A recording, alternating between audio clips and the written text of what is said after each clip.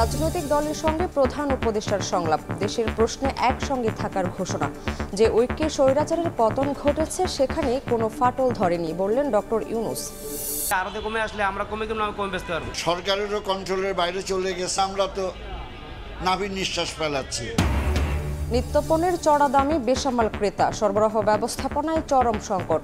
মাঠ প্রশাসনের বিরুদ্ধে অসহযোগিতার অভিযোগ ভোক্তা অধিকারীর। চায়ের দেশে বাংলাদেশ আয়ারল্যান্ড টি-20 রোমাঞ্চ শুরু আজ। চ্যালেঞ্জ নিতে প্রস্তুত বাংলার নারীরা। ব্যাটিং বান্ধব উইকেটে দলগত চেষ্টায় জয়েই শুরুর আশা।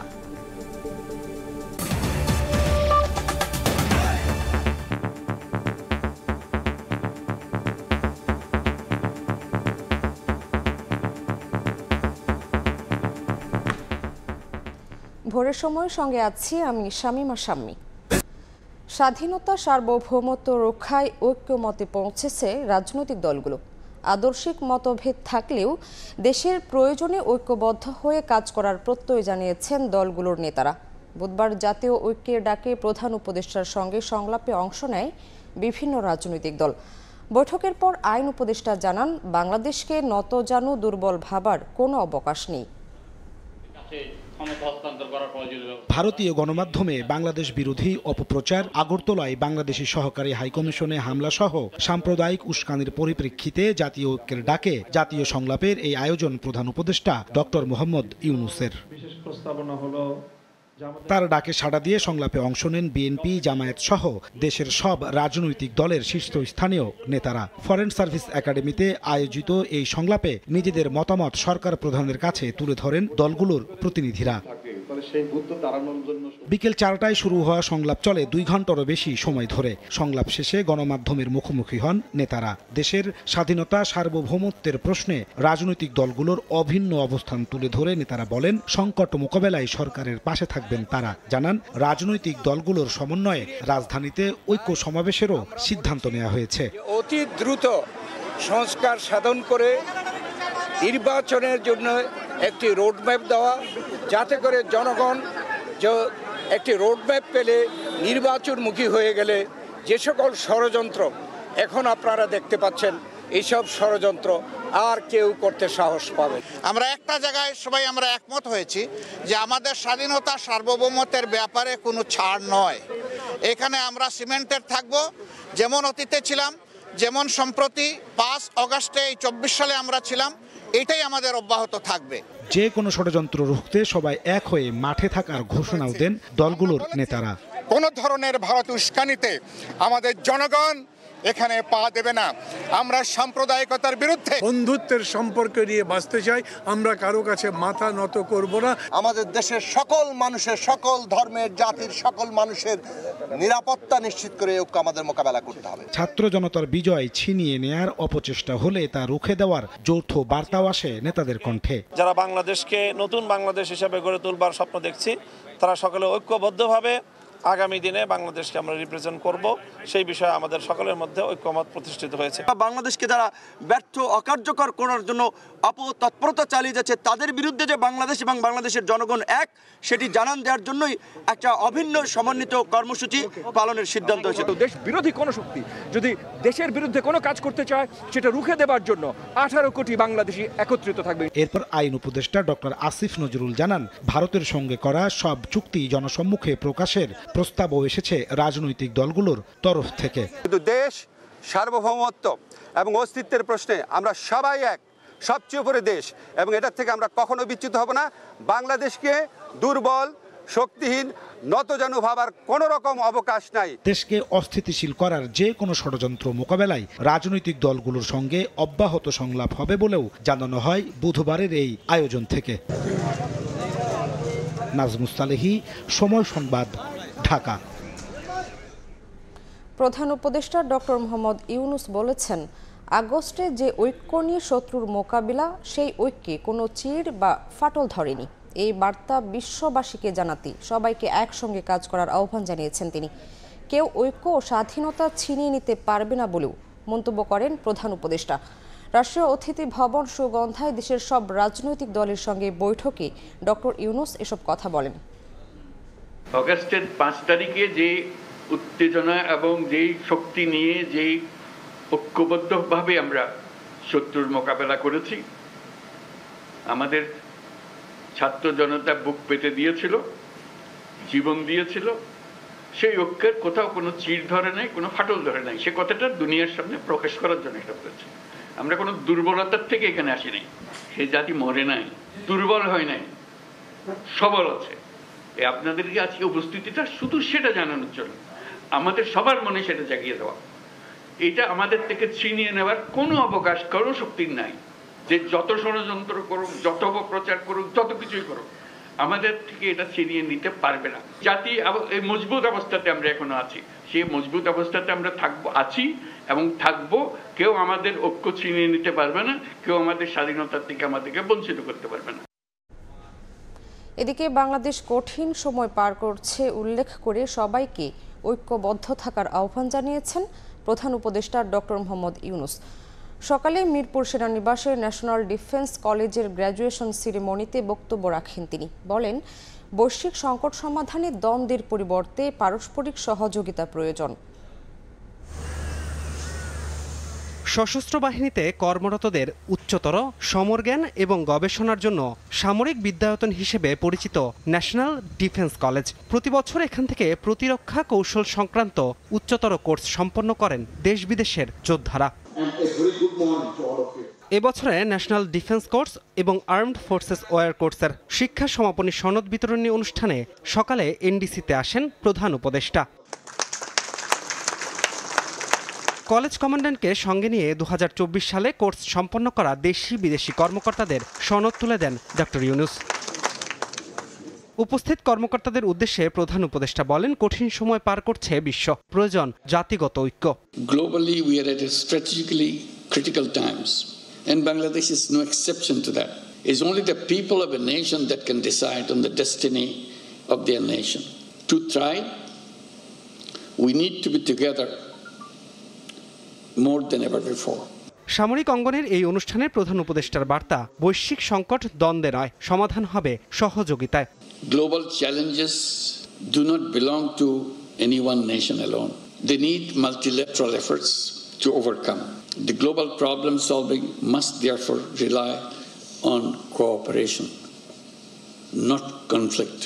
জাতিসংঘ শান্তিরক্ষা মিশনে বাংলাদেশের গৌরবোজ্জ্বল ভূমিকার প্রশংসা করেন অন্তর্বর্তী সরকার প্রধান।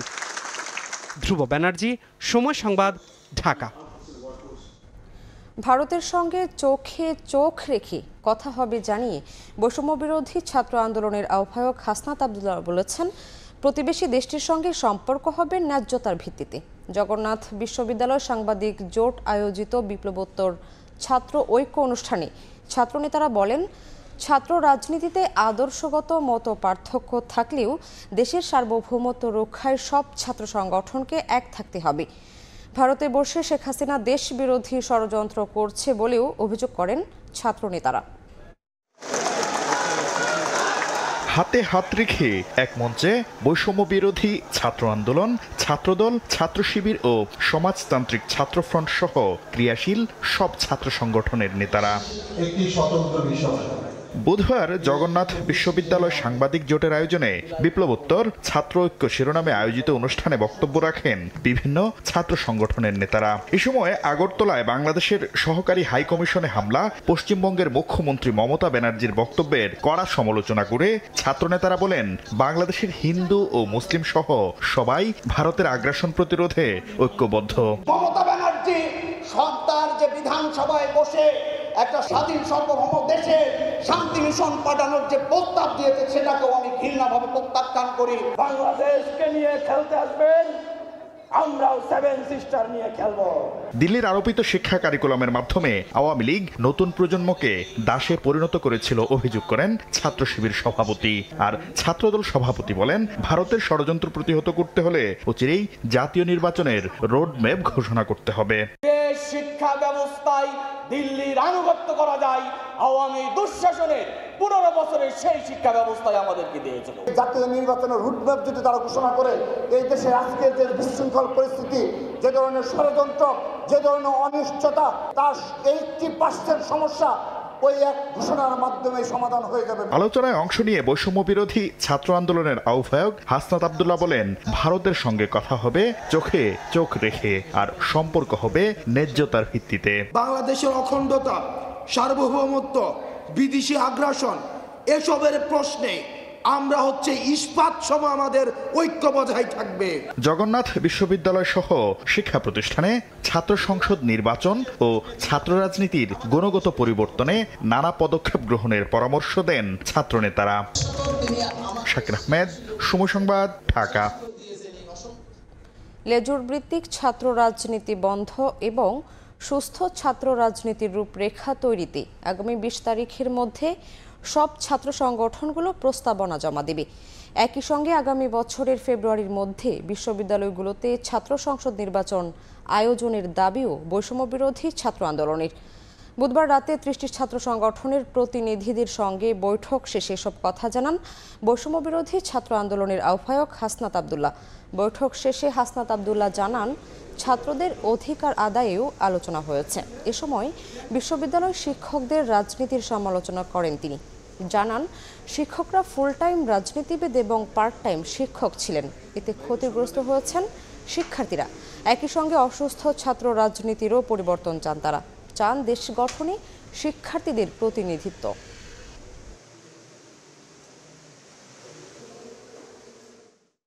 জানুয়ারির লাস্ট উইক অথবা ফেব্রুয়ারির ফার্স্ট উইকের মধ্যেই আমরা চাই যে ডাকসু সহ সারা বাংলাদেশের ছাত্র সংসদ যেই নির্বাচন, সেই নির্বাচন শুরু হয়ে যাক। জাতীয় নির্বাচনের পূর্বেই এই যে ছাত্র সংসদ এবং ডাকসু যেই নির্বাচন, সেই নির্বাচনটির মধ্য দিয়েই এই অন্তর্বর্তীকালীন সরকারের যে নির্বাচন বা ছাত্র প্রতিনিধিত্ব নিশ্চিত করা। কিভাবে লেজুর ভিত্তিহীন ক্যাম্পাসে ছাত্র সংসদ ভিত্তিক রাজনীতি চালু করা যায়, যেখানে শিক্ষার্থীদের প্রতিনিধিত্ব নিশ্চিত থাকবে, সেগুলো নিয়ে আজকে আলোচনা করা হয়েছে। দেশে এখনও অনেক অদৃশ্য শক্তির ষড়যন্ত্র চলছে, তাই আগামী জাতীয় নির্বাচন আগের যে কোনো নির্বাচনের চেয়ে কঠিন হবে বলে মন্তব্য করেছেন বিএনপির ভারপ্রাপ্ত চেয়ারম্যান তারেক রহমান।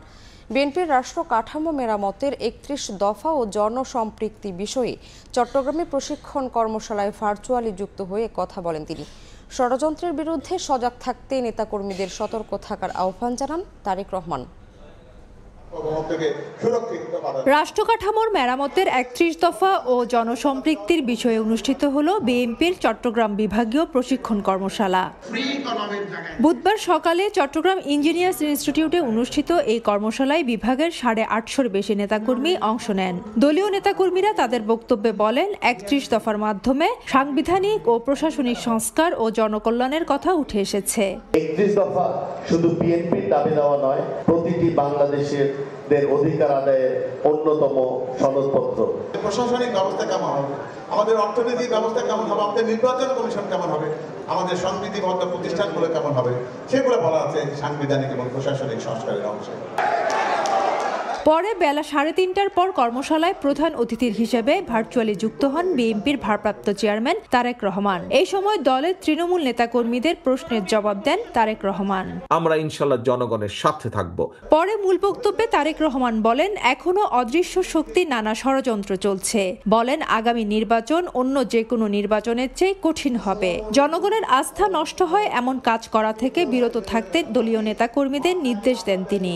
যদি আমাদের প্রধান রাজনৈতিক প্রতিপক্ষ থাকতো, মাঠে থাকতে পারত, সেক্ষেত্রে নির্বাচন যতটুকু কঠিন হতো, আমি মনে করি নির্বাচন আগামী দিনে আরো কঠিন, তারা দুর্বল হয়ে যেতে আরো কঠিন। এখানে অনেক ষড়যন্ত্র চলছে এবং অনেক অদৃশ্য শক্তি আপনার বিরুদ্ধে কাজ করছে। যেই অত্যাচার নির্যাতন সকলে মিলে সহ্য করেছি, আমাদের সামান্য ছোট ছোট ভুলের জন্য যাতে আগামী দিনের আমাদের এই বিসর্জন যাতে নষ্ট না হয়ে যায়, আমরা সেই ব্যাপারে সচেতন থাকি।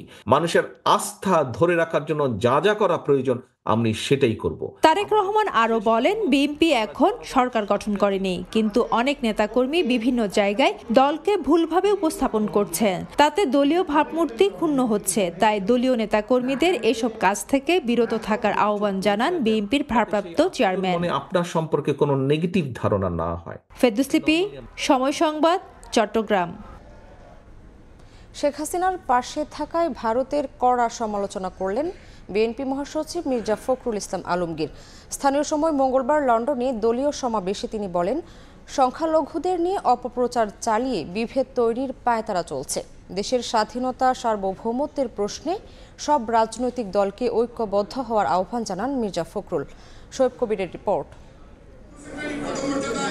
মঙ্গলবার স্থানীয় সময় সন্ধ্যায় যুক্তরাজ্যের পূর্ব লন্ডনের রয়্যাল রিজেন্সি হলে সমাবেশ আয়োজন করে বাংলাদেশ জাতীয়তাবাদী দল বিএনপি। প্রধান অতিথি ছিলেন মির্জা ফখরুল ইসলাম আলমগীর। বাংলাদেশের সঙ্গে ভারতের সাম্প্রতিক উত্তেজনার বিষয়ে কথা বলেন বিএনপি মহাসচিব। শেখ হাসিনার পাশে দাঁড়িয়ে বাংলাদেশের গণতন্ত্রকে ক্ষতিগ্রস্ত না করতে দিল্লির প্রতি আহ্বান জানান তিনি।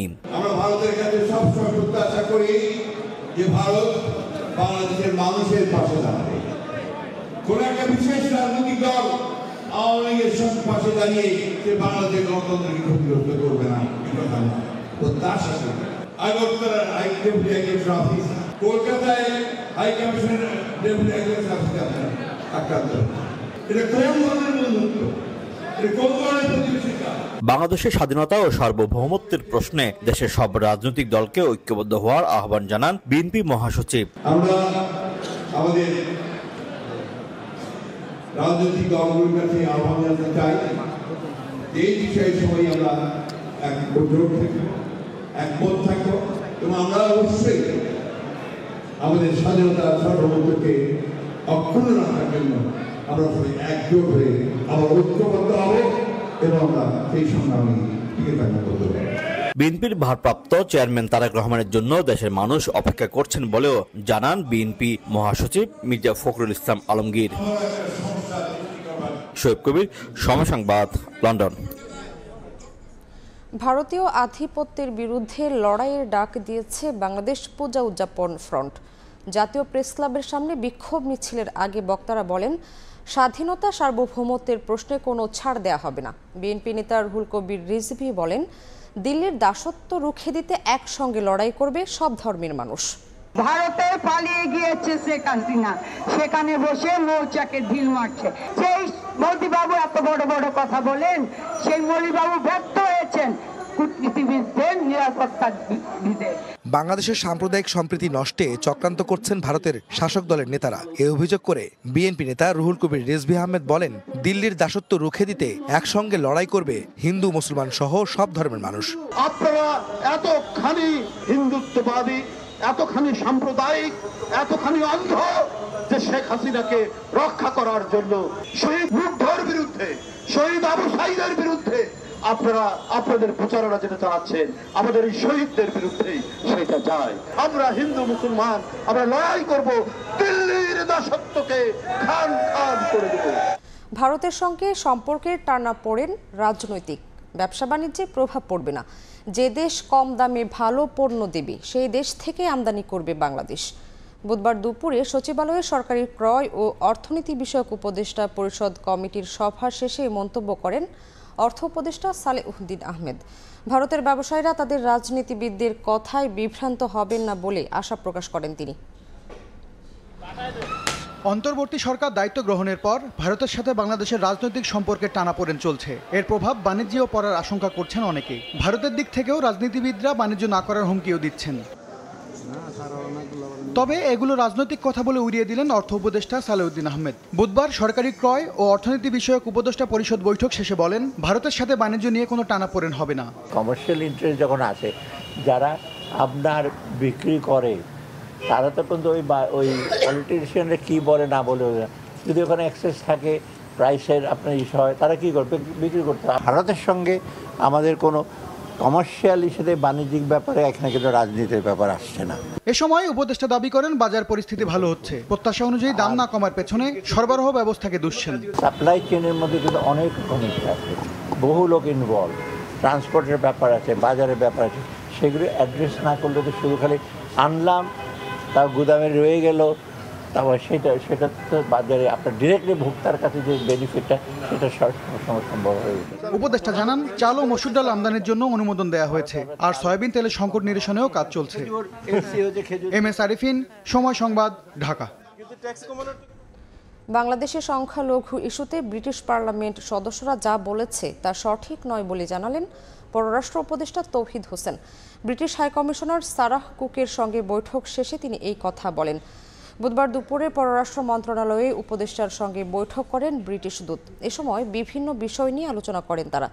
বাংলাদেশের সংখ্যালঘু সম্প্রদায়ের উপর হামলার অভিযোগ তোলা হয় ব্রিটিশ পার্লামেন্টে। বহিষ্কৃত ইসকন নেতা চিন্ময় দাসের গ্রেফতার কেন্দ্র করে সাম্প্রতিক সহিংসতায় উদ্বেগ প্রকাশ করে সরকারের হস্তক্ষেপ চেয়েছেন ব্রিটিশ নেতারা। তৌহিদ হোসেন জানিয়েছেন, ব্রিটিশ পার্লামেন্টের সদস্যদের কাছে বাংলাদেশের অবস্থা সঠিকভাবে তুলে ধরতে হাইকমিশনারকে অনুরোধ করা হচ্ছে।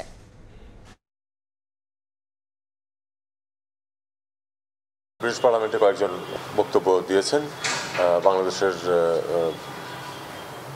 সংখ্যালঘু পরিস্থিতির উপরে, এবং সেখানে কিছু মিসইনফরমেশন আছে, এটা আমি হাইকমিশনারকে জানিয়েছি। আমি বলেছি যে তারা অনেকটাই যে চারদিকে যে তথ্যের একটা ওই প্রবাহ চলছে, তারা সেটা থেকেই মনে হয় যেন তারা নিয়েছেন তথ্য। পার্লামেন্টের মেম্বাররা তো যা ইচ্ছা তাই বলবেন, এটাতে তো কারো কিছু করার নেই, আমাদেরও কিছু করার নেই, কিন্তু আমাদের যে অবস্থানটা সেটা যেন তারা তাদের চ্যানেলে জানান। ভোরের সময় আরও থাকছে, পর্যটনে অপার সম্ভাবনাময় খুলনা, সঠিক পরিকল্পনায় বদলে যেতে পারে দক্ষিণের অর্থনীতি। পরিবেশ বান্ধব ইকো ট্যুরিজমে গুরুত্ব দিচ্ছে বন বিভাগ। দ্রব্যমূল্যের চাপ থেকে ক্রেতাদের রেহাই দিতে যখন বাজারে অভিযান ও জরিমানায় ব্যস্ত সরকারি সংস্থাগুলো, তখন শ্বেতপত্র প্রণয়ন কমিটি বলছে সমস্যা বাজারে নয়, সরবরাহ ব্যবস্থাপনায়। সংকট যেখানেই হোক সেখান থেকেই মুক্তি চান ভোক্তারা। অপরদিকে জাতীয় ভোক্তা অধিকার সংরক্ষণ অধিদপ্তর বলছে, চাহিদা যোগানের হিসাব মিলিয়ে বাজারে স্বস্তি ফেরাতে প্রত্যাশিত সহযোগিতা করছে না মাঠ প্রশাসন। ফরহাদুর রহমানের রিপোর্ট। নিত্যপণ্যের দাম তদারকিতে বাজারে বাজারে দায়িত্বশীল সংস্থার কর্মকর্তাদের অভিযান চালানো এখন নিয়মিত ঘটনা। এ সময় বরাবরই বিক্রেতাদের পক্ষ থেকে দাবি করা হয় খুচরা পর্যায়ে নয়, সংকটের উৎস উৎপাদন আর সরবরাহ ব্যবস্থায়। বই থেকে যদি কমে আসে, আরো কমে আসলে আমরা কমে বেচতে পারবো। দৈনিক বাজার দৈনিক আমরা এরকম রাখি আমরা বেচতে পারি না। যেখান থেকে সেল হয় সেখানে গিয়ে করতে হবে। যদি তারা কমে আমাদের সেল দিতে পারে, আমরা কমে বেচতে পারবো, কোনো সমস্যা নেই। সদ্য প্রকাশিত জাতীয় শ্বেতপত্র প্রণয়ন কমিটির প্রতিবেদনে উঠে এসেছে এমন বাস্তবতা। এতেও বলা হয়েছে সরবরাহ ব্যবস্থাতেই অস্থিতিশীল হয় নিত্যপণ্যের বাজার। কিছু মানুষ এই যে মধ্যস্বত্বভোগী, তারা কিন্তু এখানে মেইন মুনাফাটার ভাগটা নিয়ে নেয়। সাপ্লাই চেইনটা ভালোভাবে মনিটর করা, কৃত্রিম সংকট যাতে না করতে পারে সেই জায়গাটা ভালোভাবে ব্যবস্থাপনা করতে হবে। দ্রব্যমূল্যের ঊর্ধ্বমুখী চাপে থাকা ভোক্তাদের দাবি একটাই, নিত্যদিনের বাজার খরচের হিসাব মেলাতে চিহ্নিত সমস্যার সমাধান হোক। 80 টাকা 75 টাকা আলু এখনো আছে, পেঁয়াজও এখন 120 টাকা, 100 টাকা ইন্ডিয়ান পেঁয়াজগুলো, সেইগুলো পেঁয়াজ পাওয়া যাচ্ছে। সরকারেরও কন্ট্রোলের বাইরে চলে গেছে, কিছু তারা করতে পারতেছে না। আর জনগণ আমরা তো নাভির নিঃশ্বাস ফেলাচ্ছি। এই দোকানদার যার কাছ থেকে মালটা আনে, তার দামটা যদি ঠিক থাকে তাহলেই এরা কমে দিতে পারবে। তবে ভোক্তা অধিকার সংরক্ষণ অধিদপ্তরের কর্মকর্তা বলছেন, কিছু ক্ষেত্রে স্থানীয় প্রশাসনের অসহযোগিতায় অসহায় হয়ে পড়েন তারা। একজন জেলা প্রশাসক বলছেন, স্যার কি করব। এখন আমার কাছে মনে হলো যে উনি অসহায় অবস্থায় পড়ে গেছে। তো একজন জেলা প্রশাসন তো অসহায় অবস্থায় পড়তে পারে না। ওনার হাতে আইন আছে, ওনার হাতে ক্ষমতা আছে, ওনার হাতে ফোর্স আছে। আর একটা জেলায় যেটা কোনো কাজ করেনি, যাদের কাছ থেকে আপনার সর্বোচ্চ সহযোগিতা পাওয়ার কথা, তাদের কাছ থেকে ওইটা পাচ্ছেন না। আমি সরকারকে জানিয়েছি। বাজারে স্বস্তি ফিরিয়ে আনতে সরবরাহ ব্যবস্থাপনা ঠিক রাখা সহ তদারকি অব্যাহত থাকবে বলেও জানান এই কর্মকর্তা। তত তাড়াতাড়ি বাজার সুস্থ অবস্থা ফেরত পাবে। ফরহাদুর রহমান, সময় সংবাদ, ঢাকা। আগামী 1 মাসের মধ্যে নির্বাচন ব্যবস্থা সংস্কারের সুপারিশ জমা দেবে কমিশন। নতুন নির্বাচন কমিশনের সঙ্গে বৈঠক শেষে কথা জানিয়েছেন সংস্কার কমিশনের প্রধান বদিউল আলম মজুমদার। প্রায় 2 ঘণ্টা ব্যাপী বৈঠকে উভয় পক্ষের মধ্যে ইসির স্বাধীনতা, না ভোট, সীমানা নির্ধারণ, এনআইডি ভোটার তালিকা হালনাগাদ সহ নানা বিষয়ে আলোচনা হয়। বিগত 3টি সংসদ নির্বাচনের পর দেশ বিদেশে তুমুল বিতর্কিত হয় বাংলাদেশের নির্বাচন ব্যবস্থা। অন্তর্বর্তী সরকার গঠনের পর দেশের নির্বাচন ব্যবস্থা সংস্কারে গঠন করা হয় নির্বাচন ব্যবস্থা সংস্কার কমিশনের। দেশের 14তম নির্বাচন কমিশন দায়িত্ব নেয়ার পর বুধবার প্রথমবারের মতো কমিশনারদের সঙ্গে বৈঠক করে নির্বাচন ব্যবস্থা সংস্কার কমিশন। রাজধানীর আগারগাঁওয়ে নির্বাচন ভবনে 2 ঘণ্টাব্যাপী চলে বৈঠক শেষে ইসি সংস্কার কমিশনের প্রধান বদিউল আলম মজুমদার সাংবাদিকদের বলেন, নির্বাচন কমিশনের স্বাধীনতা, না ভোট, সীমানা নির্ধারণ, ভোটার লিস্ট সহ দেশের নির্বাচনী ব্যবস্থা নিয়ে খোলামেলা আলোচনা হয়েছে কমিশনের সঙ্গে। নির্বাচন ব্যবস্থা সংস্কার কমিশনের সুপারিশ 1 মাসের মধ্যে দেয়া হবে বলে এ সময় জানান তিনি। আমাদের এখনো প্রায় 1 মাস সময় আছে। আমাদের সুপারিশগুলো চূড়ান্ত করব, সরকারের কাছে দেব। ওনাদের মতামত চেয়েছি, ওনাদের যদি কোনো রকম কিছু আমাদের সাথে শেয়ার করা থাকে ওনারা শেয়ার করতে পারেন। তো আমাদের এই আলাপ আলোচনা শুরু হয়েছে, এটা অব্যাহত থাকবে। সাংবাদিকদের প্রশ্নের জবাবে নির্বাচন কমিশনার অবসরপ্রাপ্ত ব্রিগেডিয়ার জেনারেল আবুল ফজল মোহাম্মদ সানাউল্লাহ বলেন, নির্বাচনী রোডম্যাপ নিয়ে কাজ শুরু করেছে কমিশন। জনগণের আস্থা ফেরাতে কমিশন কাজ করছে বলে এ সময় জানান তিনি। সবচেয়ে বড় ডেফিসিট হচ্ছে আমাদের আস্থার ঘাটতি নির্বাচন ব্যবস্থার উপরে, সেটা ফেরত আনতে হবে। একটা দিনে যখন আমরা বলবো যে ওকে এখন থেকে ইলেকশন, তখন আমার কত সময় লাগবে, সেই রকম প্রস্তুতি তো নির্বাচন কমিশনের সবসময় আছে, থাকবে।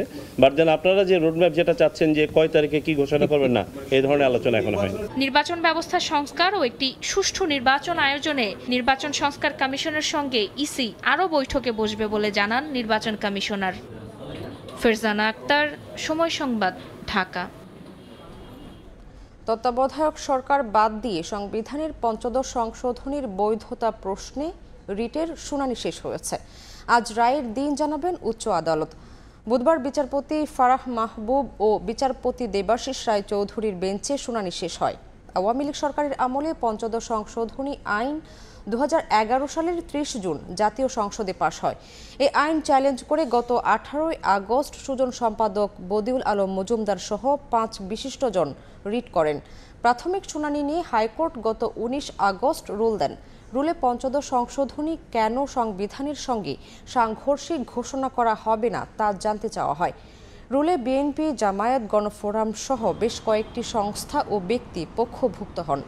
শুনানিতে আইনজীবী বলেন, 15 সংশোধনীতে একই সঙ্গে রাষ্ট্র, ধর্ম ইসলাম, বিসমিল্লাহির রহমানির রাহিম ও ধর্মনিরপেক্ষতার বিষয়টি রাখা হয়েছে, যা পরস্পর বিরোধী ও সাংঘর্ষিক।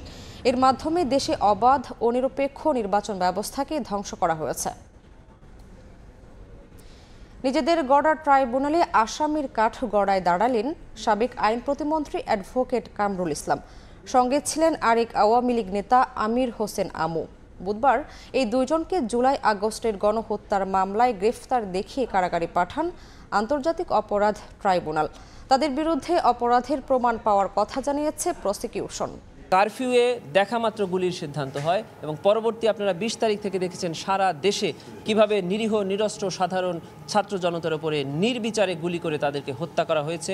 কামরুল ইসলামের বিরুদ্ধে অভিযোগ, ঢাকা 2 আসনের কামরাঙ্গীরচর ও সাভার এলাকায় নিরীহ ছাত্র জনতার উপর গণহত্যা চালানোর নির্দেশ দেওয়ার। প্রেসিডিয়াম সদস্য থাকা অবস্থায় আওয়ামী লীগ দলীয় সিদ্ধান্ত নিয়ে ছাত্র আন্দোলনের বিরুদ্ধে অবস্থান নেয় এবং তার দলীয় ছাত্রলীগ, যুবলীগ নেতাকর্মীরা অস্ত্র দিয়ে এবং সাথে আইন শৃঙ্খলা বাহিনী চাইনিজ রাইফেল দিয়ে গুলি করে সাধারণ ছাত্রজনকে হত্যা করে। বাংলাদেশ ব্যাংকের সংকোচনমুখী মুদ্রানীতি বাস্তবায়নের প্রভাব পড়েছে এনবিআরের রাজস্ব আদায়। চলতি অর্থবছরের প্রথম 4 মাসের লক্ষ্যমাত্রা অর্জন তো দূরের কথা, গত বছরের একই সময়ের তুলনায় আদায় কমেছে 1% বেশি। এ অবস্থায় লক্ষ্য পূরণে কর আদায়ের ক্ষেত্র সম্প্রসারণে জোর দিচ্ছেন ব্যবসায়ীরা। এরপরও বড় ঘাটতি হলে বন্ড ছেড়ে অর্থ সংগ্রহের পরামর্শ অর্থনীতিবিদদের। ইয়ানুর সিফাতের রিপোর্ট। লক্ষ্যমাত্রা অনুযায়ী রাজস্ব আদায় করতে পারছে না জাতীয় রাজস্ব বোর্ড এনবিআর।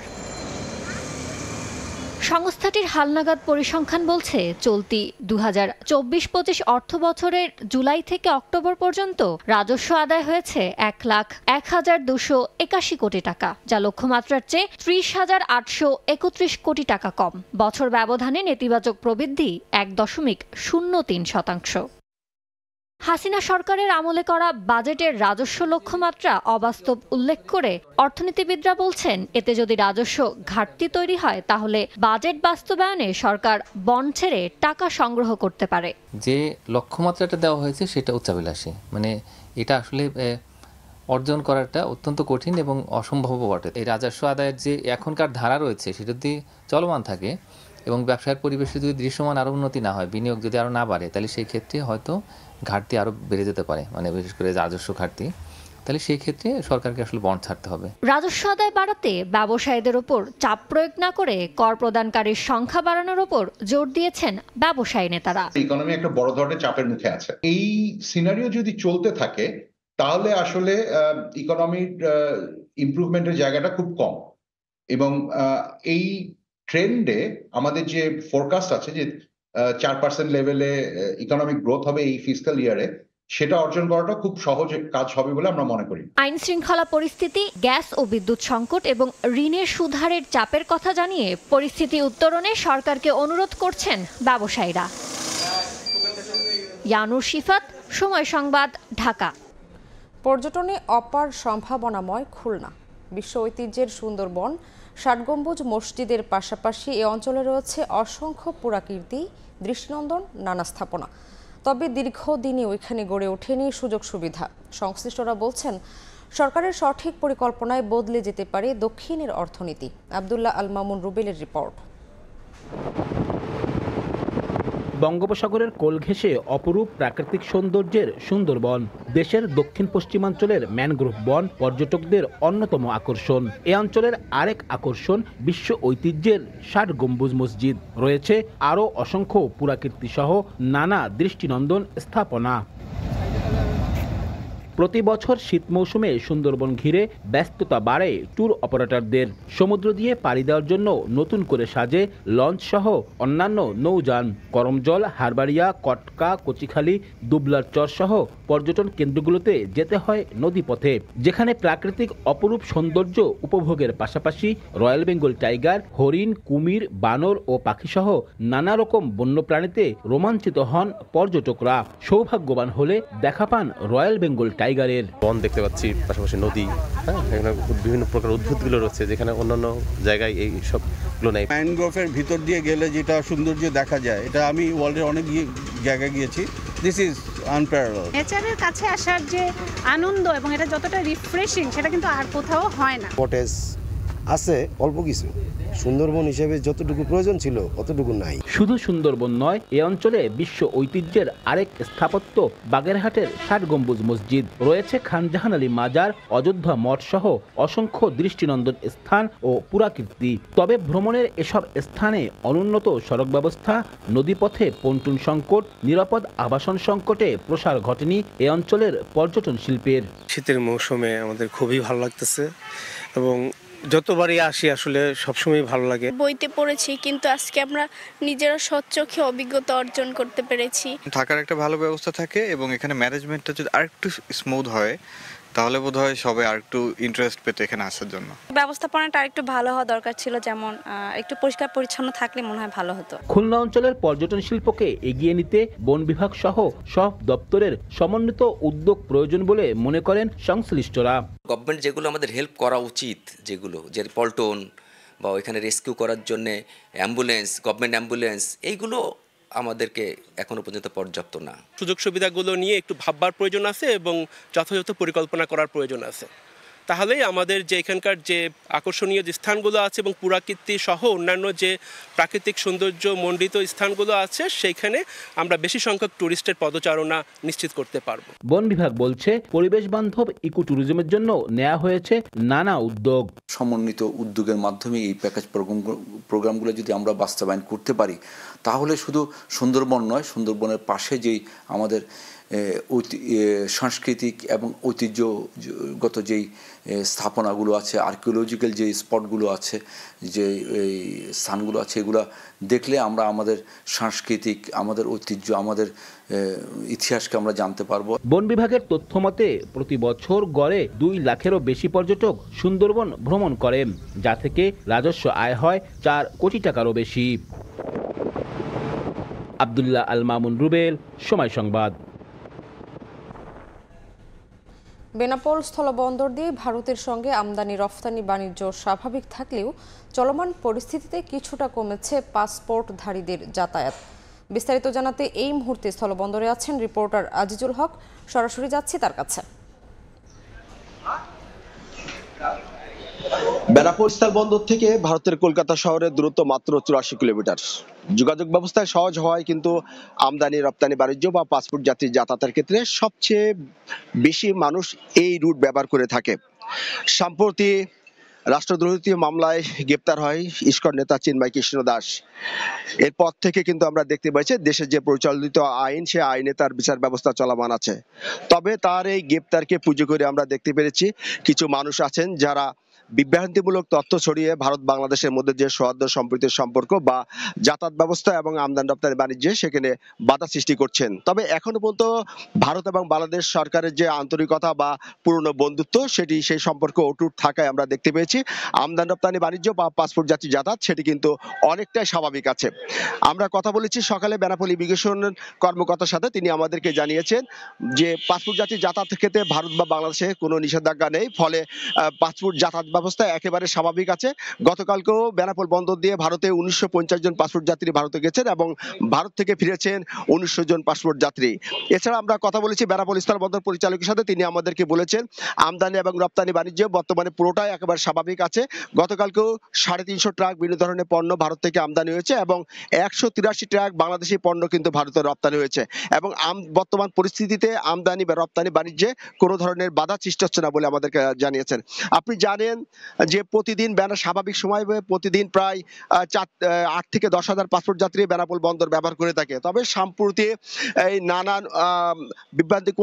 বিভ্রান্তিকর মূলক তথ্য ছড়ানোর ক্ষেত্রে আমরা দেখতে পেয়েছি পাসপোর্ট যাত্রী যাতায়াত সংখ্যা কমেছে।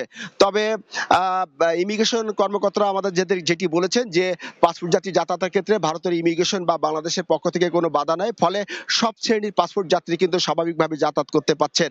আপনি জানেন যে এ পথে যারা যাতায়াত করে তাদের ভিতরে বড় একটি অংশ রয়েছে যারা চিকিৎসা সেবা, বাণিজ্য এবং ভারত থেকেও কিন্তু অনেকে আসছেন যারা বাংলাদেশে যারা বিভিন্ন চাকরি করেন এবং লেখাপড়ার উদ্দেশ্যে এখানে এখানে থাকেন। তারা কিন্তু প্রতিনিয়ত আমরা দেখতে পেয়েছি স্বাভাবিকভাবে ভারত থেকে বাংলাদেশে আসছেন এবং বাংলাদেশ থেকে অনেকে কিন্তু ভারতে যাচ্ছেন। আমরা ভোরবেলা চেকপোস্টে এসে দেখতে পেয়েছি যে ভোর 6:30 থেকে কিন্তু স্বাভাবিকভাবে যে পাসপোর্ট যাত্রী তারা বেনাপোল বন্দর এবং ইমিগ্রেশনের যে কার্যক্রম সেটি সম্পূর্ণ করে ভারতে ঢুকছেন এবং ভারত থেকেও যারা ভারতীয় নাগরিক আছেন তারা কিন্তু একেবারে স্বাভাবিকভাবে ভারত থেকে বাংলাদেশে ঢুকছেন। এখানে যারা পাসপোর্ট যাত্রী পরিচালনা বা আমদানি রপ্তানি বাণিজ্য পরিচালনা আছেন তারা আমাদেরকে বলেছেন আতঙ্কগ্রস্ত না হয়ে তারা মানুষ যাতে স্বাভাবিকভাবে ব্যবসা বাণিজ্য পরিচালনা বা যাতায়াত ব্যবস্থা চালু থাকে তার ধরে তারা সব ধরনের সহযোগিতা করছেন। তো এই ছিল বেনাপোল স্থলবন্দর থেকে বর্তমান পরিস্থিতির মধ্যে যে আমদানি রপ্তানি বাণিজ্য বা পাসপোর্ট যাত্রী যাতায়াত ব্যবস্থা স্বাভাবিক আছে তার সর্বশেষ। সরাসরি যুক্ত ছিলাম বেনাপোল স্থলবন্দরে। এদিকে ঝিনাইদহের 13টি উপস্বাস্থ্য কেন্দ্র জনবল সংকট প্রকট। কোনো কেন্দ্র বন্ধ থাকলেও সরকারি খাতায় দেখানো হয় চালু, আবার কোথাও মেডিকেল অফিসারের পদায়ন থাকলেও দেখা মেলে না চিকিৎসকের। এ ধরনের কাঙ্ক্ষিত স্বাস্থ্য সেবা থেকে বঞ্চিত গ্রামের মানুষ। স্বাস্থ্য বিভাগ বলছে দ্রুত চিকিৎসক নিয়োগ দেওয়া হবে। লোটাস রহমান সোহাগের রিপোর্ট। চিকিৎসক সহ জনবল প্রদান না হয় 1.5 যুগের বেশি সময় আগে বন্ধ হয়ে গেছে ঝিনাইদহের মহেশপুর উপজেলার মান্দারবাড়িয়া উপস্বাস্থ্য কেন্দ্র। খুলে পড়েছে ইট ও পলেস্তারা, চুরি হয়ে গেছে জানালা দরজা, অথচ সরকারি খাতায় এখনো চালু এই কেন্দ্রটি। একইভাবে শৈলকুপা উপজেলার আবাইপুর উপস্বাস্থ্য কেন্দ্রে নেই কোনো মেডিকেল অফিসার। জনবল না থাকায় একজন অফিস সহায়ক দিচ্ছেন স্বাস্থ্যসেবা। দিনের পর দিন এভাবেই চলছে ঝিনাইদহের 13টি উপস্বাস্থ্য কেন্দ্র। কোথাও আবার মেডিকেল অফিসার পদায়ন থাকলেও যান না চিকিৎসক। এ কারণে স্বাস্থ্যসেবা থেকে বঞ্চিত হচ্ছে গ্রামের মানুষ। আগে ওষুধ পাতাম, ডাক্তার থাকতেও এখন ওই ঘরে ছাগল গরুছে। 2-1 বছর আগে এমবিবিএস ডাক্তার ছিল, অনেকদিন নাই। বিল্ডিংটা চালু বাড়ি এসেছিলাম, উনি ছিল না, ছুটিতে ছিল অফিসের কাজে, আজকে উনি নাই। এমবিবিএস ডাক্তার পদায়ন আছেন কিন্তু উনি বর্তমানে থাকেন ঝিনাইদহে। রোগী কিছু মারাও গেল, কিন্তু আজকে এত বড় একটা হাসপাতাল, সেই হাসপাতালে কেন আজকে এমবিবিএস ডাক্তার নেই? বিষয়টি স্বীকার করে স্বাস্থ্য বিভাগ বলছে চিকিৎসক নিয়োগ হলেই সমস্যার সমাধান হবে। নতুন যে বিসিএস গুলো আসছে সেখানে ডাক্তারের একটি ভালো পরিমাণ রিক্রুটমেন্ট হবে আশা করি। রিক্রুটমেন্ট পেলে আমরা ওখানে মেডিকেল অফিসার নিয়োগ দিতে পারলে স্বাস্থ্যসেবা আরো ভালোভাবে চলবে মনে করি। স্বাস্থ্য বিভাগের তথ্য মতে ঝিনাইদহের 5টি উপজেলার উপস্বাস্থ্য কেন্দ্রগুলোতে দৈনিক প্রায় 1500 মানুষ স্বাস্থ্যসেবা নেন। লোটাস রহমান সোহাগ, সময় সংবাদ, ঝিনাইদহ। মোংলা বন্দর সচল, সুন্দরবন রক্ষা ও এলাকায় পরিবেশ প্রতিবেশ সুরক্ষায় নৌপথের নাব্য নিশ্চিতে বছর 3 আগে খনন করা হয় নদী ও খাল, অথচ এরই মধ্যে ভরাট হয়ে যাচ্ছে বাগেরহাটের রামপালের 83টি খাল ও নদী। এতে উদ্বেগ জানিয়েছেন পরিবেশবাদীরা। পানি উন্নয়ন বোর্ড বলছে 56টি খাল ও নদীর নাব্য ফেরাতে নেওয়া হয়েছে প্রকল্প। আলী আকবর টুটুলের পাঠানো তথ্য ও আমিনুল ইসলামের ছবি নিয়ে রিপোর্ট। 2014 সালে শুরু হয় বাগেরহাটের মোংলা ঘাসিয়াখালী নৌ চ্যানেলের খনন কাজ। 2015 সালের 6 মে এই চ্যানেল দিয়ে জাহাজ চলাচল শুরু হয়। চ্যানেলটি সচল রাখতে 2018 সালে চ্যানেল সংলগ্ন রামপাল উপজেলার 5টি নদী ও 78টি খালের 310 কিলোমিটার খনন কাজ শুরু করে পানি উন্নয়ন বোর্ড, যা শেষ হয় 2021 সালে। এলাকাবাসীর অভিযোগ, অপরিকল্পিতভাবে নদী খাল খনন করেছে পানি উন্নয়ন বোর্ড। খননের পর থেকে স্থানীয় কিছু প্রভাবশালী বাঁধ ও পাট দিয়ে মাছ চাষ করায় পানি প্রবাহ বাধাগ্রস্ত হয়। এ কারণে প্রতি বছর জলাশয়গুলো ভরাট হচ্ছে অন্তত 1 মিটার করে। ভাবছিলাম যে এখানে মাছ পাবো, নদীতে ফসল হবে, হবে, কোনো কিছু না, ঘের হবে, সব পানিতে বিলীন হয়ে যাচ্ছে, সর পড়ে বিলীন হয়ে গেছে। আশেপাশে ছোট খাল না থাকার কারণে পানির স্রোত নাই, এর কারণে পলি এসে আবার ভরাটে যাচ্ছে। উন্নয়নের স্বার্থে যে নদী খনন হয়েছিল, সেটি স্থানীয় যে প্রভাবশালী নেতারা ছিলেন, তারা কিন্তু এই নদীগুলো এবং খালগুলি আটকিয়ে আপনার মৎস্য চাষ করতেন, যে কারণে নদীর যে প্রবাহ সেটা কিন্তু চরমভাবে বাধাগ্রস্ত হতো। এদিকে নদী খাল ভরাট হওয়ায় উদ্বেগ জানিয়েছেন পরিবেশবাদীরা। অবৈধ বাঁধ অপসারণ করে ড্রেসিং চালু রাখার দাবি তাদের। সংশ্লিষ্ট যারা আছেন সরকারে, তাদের কাছে দাবি জানাই যে দ্রুতভাবে এই নদী খনন করে এই এলাকার পরিবেশ রক্ষা এবং সুন্দরবন এবং মোংলা বন্দর সচল যাতে হয়, সেই ব্যাপারে সংশ্লিষ্ট কর্তৃপক্ষ দৃষ্টি দেবেন। চিংড়ি ঘেরের যে বাঁধগুলো আছে সেগুলো অপসারণ করতে হবে এবং জোয়ার ভাটার পানি যাতে উঠানামা করতে পারে সেটা নিশ্চিত করতে হবে এবং ড্রেজিংও আমাদের অব্যাহত রাখতে হবে। তাহলে এই প্রকল্প আমাদের সফল হবে। পানি উন্নয়ন বোর্ড বলছে 56 খাল ও নদীর নাব্য ফেরাতে নেওয়া হয়েছে প্রকল্প। 83টি খাল খননের মধ্যে আরও 56টি খাল আমাদের পুনঃখনন করা প্রয়োজন। এরই আলোকে এই 56টি খাল সহ অন্যান্য খাল নিয়ে একটি প্রকল্প তৈরির প্রস্তাবনা প্রক্রিয়াধীন রয়েছে। পানি উন্নয়ন বোর্ডের তথ্য মতে রামপালে 83 নদী ও খাল খননে খরচ হয় 175 কোটি 12 লাখ টাকা। সময় সংবাদ, বাগেরহাট। 9.5 কোটি টাকা ব্যয়ে চুয়াডাঙ্গা পৌর টাউন হল মার্কেট নির্মাণ করা হলেও 2 বছর ধরে তালাবদ্ধ। এতে শুধু ভবনটি নষ্ট হচ্ছে না, দোকান বরাদ্দ না পাওয়ায় ক্ষতির মুখে ব্যবসায়ীরাও। মার্কেটটি পড়ে থাকায় রাজস্ব হারাচ্ছে পৌর কর্তৃপক্ষ। মাহফুজ মামুনের তথ্য ও ছবিতে রিপোর্ট। নতুন ভবন নির্মাণের জন্য 2020 সালে ভেঙে ফেলা হয় চুয়াডাঙ্গা পৌরসভার শ্রীমন্ত টাউন হল। স্থানান্তর করা হয় আবুল হোসেন স্মৃতি গ্রন্থাগার। পরে 2021 সালের ফেব্রুয়ারিতে সেখানে শুরু হয় পৌর টাউন হল মার্কেট নির্মাণ কাজ। 2022 সালের ডিসেম্বরে ভবনটি পৌরসভার কাছে হস্তান্তর করা হলেও এখনও তালাবদ্ধ। ব্যবসায়ী ও এলাকাবাসী জানান, পুরাতন ভবন ভাঙার সময় সেখানে থাকা বেশ কিছু ব্যবসা প্রতিষ্ঠান অন্যত্র সরিয়ে দেয়া হয়। নতুন ভবন নির্মাণের পরও চুক্তি অনুযায়ী তাদের দোকান বুঝিয়ে দেয়নি পৌর কর্তৃপক্ষ। এতে ক্ষতির মুখে তাদের ব্যবসা। উল্টো টিনের ঘরের প্রতিটি দোকানের ভাড়া বাবদ পৌরসভাকে 2200 টাকা করে পরিশোধ করতে হচ্ছে। প্রায় 6 মাসের অধিক হয়ে গেল, এখনো পর্যন্ত এই দোকানগুলো এখান থেকে সরায়নি, আর পৌর কর্তৃপক্ষ সেইভাবে এখানে নজরদারিও দিচ্ছে না। আমরা চাই অতি সত্বর বিল্ডিংটা চালু করে ব্যবসায়ীদের পুনর্বাসন করা হোক। পৌরসভাকে নিয়মিতভাবে টিনের ছাপরা ভাড়া দিই, এখনো পর্যন্ত ভাড়া দিচ্ছি। তবে শিগগিরই ভবনটিতে মার্কেট চালুর আশ্বাস পৌর কর্তৃপক্ষের। কাজ কমপ্লিট হয়েছে, আমরা এখনো বরাদ্দ দিতে পারি নাই। বিল্ডিংটা সদ্য হস্তান্তর হয়েছে, যারা পুরাতন ব্যবসায়ী রয়েছে তাদেরকে আমরা অগ্রগতির ভিত্তিতে এখানে স্থাপন করব। বাকি যেগুলো আছে সরকারি বিধি অনুসারে তাদেরকে আমরা বরাদ্দ দেব। 9 তলা ফাউন্ডেশনের 2 তলা বিশিষ্ট পৌর টাউন হল ভবনের নির্মাণে ব্যয় হয় 9,57,71,000 টাকা। মার্কেটটিতে প্রায় 30টি ঘর রয়েছে। সময় সংবাদ, চুয়াডাঙ্গা। নড়াইলে পাইকারি বাজারে সামুদ্রিক সহ সব ধরনের দেশীয় মাছের সরবরাহ বেড়েছে, তবে দাম নিয়ে ক্রেতা বিক্রেতাদের মধ্যে রয়েছে মিশ্র প্রতিক্রিয়া। বিস্তারিত জানাতে এই মুহূর্তে লোহাগড়ার মধুমতি মৎস্য আড়তে আছেন রিপোর্টার সজীব রহমান। বিস্তারিত জানতে সরাসরি যুক্ত হচ্ছে তার সঙ্গে। ভোরের আলো ফুটতেই নড়াইলের যে মধুমতি মাছের আড়ত আছে, ক্রেতা বিক্রেতাদের হাট ডাকে জমে উঠেছে।